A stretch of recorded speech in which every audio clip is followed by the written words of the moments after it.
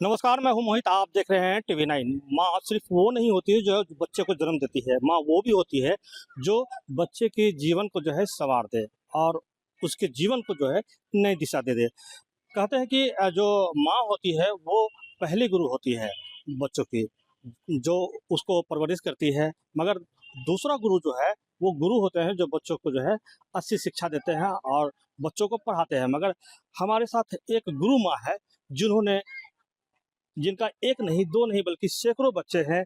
ये बच्चे आप पीछे देख रहे होंगे, ये सैकड़ों बच्चे हैं जिनके लिए गुरु माँ अर्चना माँ है, जो यहाँ बच्चों को निःशुल्क शिक्षा देती है।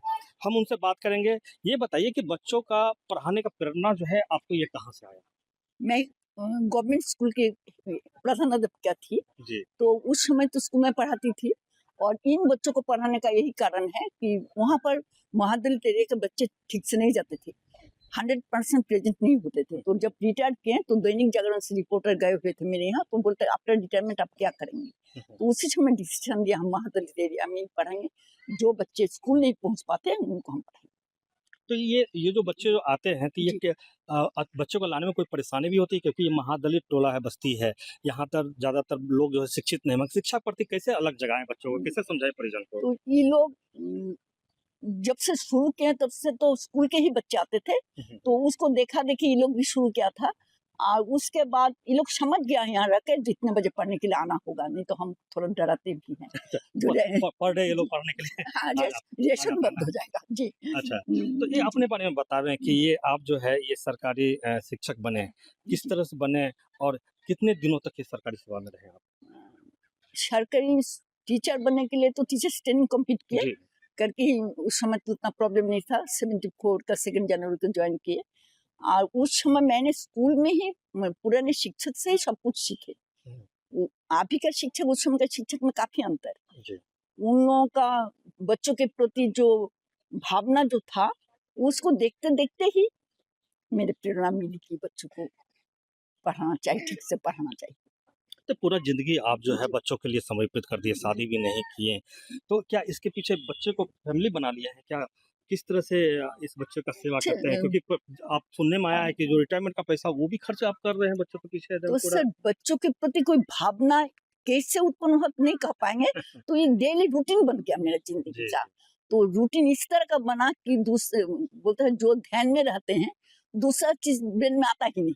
तो बच्चों के साथ जो मेरा जुड़ गया, स्कूल से ही जुड़ गया, 10 से 4 मॉर्निंग 6 से 11, तो यहाँ पर भी वही हो गया है, रूटीन में ही चला आया। अच्छा। जी ये आपके बच्चे सुनने में आए इस बार मैट्रिक एग्जाम में बहुत अच्छा है, क्या आप जी। बताएँ उनके बारे में? मैट्रिक में सबसे बड़ी बात है रानीपत्रा बॉयज स्कूल का जो टॉप स्टूडेंट है वो मेरा कोचिंग का स्टूडेंट है। अच्छा। जी, उसको 464 नंबर, प्रेमलता, हाँ 464 नंबर आया है। उसका नाम है आशीष दास।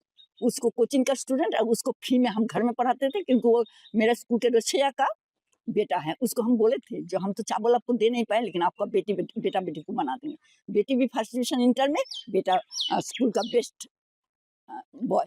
तो ये बच्चों को जो पढ़ाते हैं इसके लिए कोई शुल्क वगैरह ऐसा कुछ? नहीं नहीं, कोई शुल्क नहीं है। कोई भी प्रोग्राम होता है तो मेरा खर्च पर, अब बीच बीच में थोड़ा थोड़ा खिलाना ही पड़ता है, वो भी मेरा खर्च पर।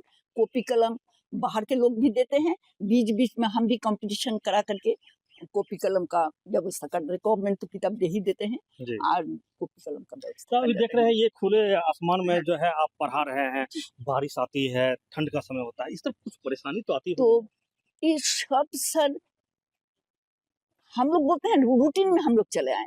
रूटीन में आने क्या क्या है, जैसे आदमी एक्सरसाइज करते हैं खुले फील्ड में ही करते हैं, ये लोग बच्चे सब भी ये समझ गए हैं जो रूटीन में वो ठंडा वर्षा। परेशानी तो होती होगी बरसात में, उस समय तो हाँ पढ़ाई जो बाधित हो नहीं जाती ना, होगी। वर्षा में तो पढ़ाई बाधित होता है। उस समय जैसे बारिश आ रहा है देखते हैं तो बच्चों को छुट्टी दे देना पड़ता है।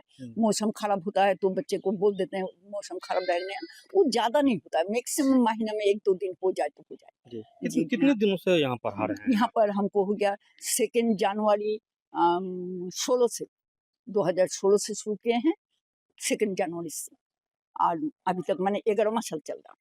तो सरकार की तरफ से कोई ऐसा सुविधा जैसे नहीं बच्चे के नीचे देखिए बेंच डेस्क नहीं है, नहीं, नीचे बच्चे नहीं पढ़ है। रहे हैं। इस बार डॉक्टर देवीराम साहब बोले थे जो मेरे बच्चों को बेंच देंगे, सर बेंच कहाँ रखेंगे, इसलिए हम ले नहीं पाए। अच्छा, रखने का जगह भी नहीं है।